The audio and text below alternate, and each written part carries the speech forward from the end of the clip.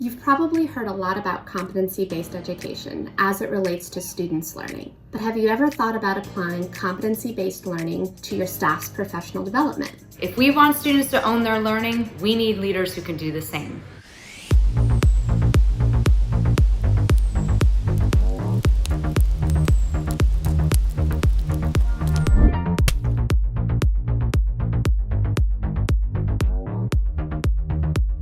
Hi, I'm Katie with Education Elements, and this is our first video in our Leadership Competencies series. And I'm Beth from Education Elements. Today, we'll be helping to prepare you and leaders in your organization to solve for complex challenges. Make sure you subscribe to learn of upcoming episodes. First, let's talk about leading a large, complex organization. You all do it. And you know, just as soon as you align your mission and vision with your strategic objectives, a plan that will carry you into the next decade, this happens. Piece number 2000. Took a long time, many hours, but thank you.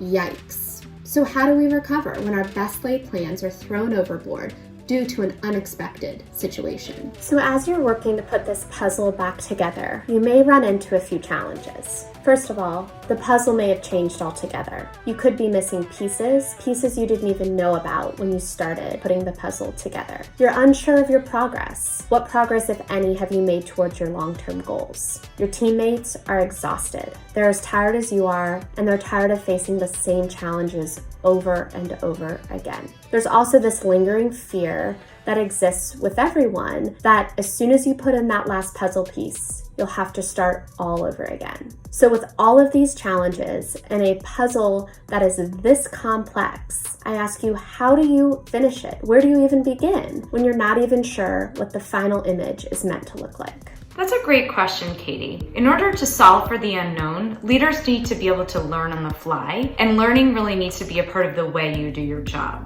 To lead in an organization where learning is part of the culture, you really need to be the lead learner. We need to be self-aware in order to lead, and identifying the competencies required in different roles and different situations is a very efficient start for self-reflection. We can first turn to Peter Senge's research about learning organizations in order to be able to identify the different leaders needed in different situations. He and his team were able to come up with 3 different types of leaders. 1, local line leaders, 2, executive leadership, and 3, internal networkers or community builders. Local line leaders are those people in your school who have a locus of control in which they can test out and experiment with new or innovative ideas. Executive leaders are those who have the positional authority to shift organizational culture and practice by allowing for the local line leaders and internal networkers to scale and test out new ideas. Internal networkers or community builders are those who are able to cross-pollinate ideas from one space to another in order to build relationships. The same person may play each of these roles in different contexts,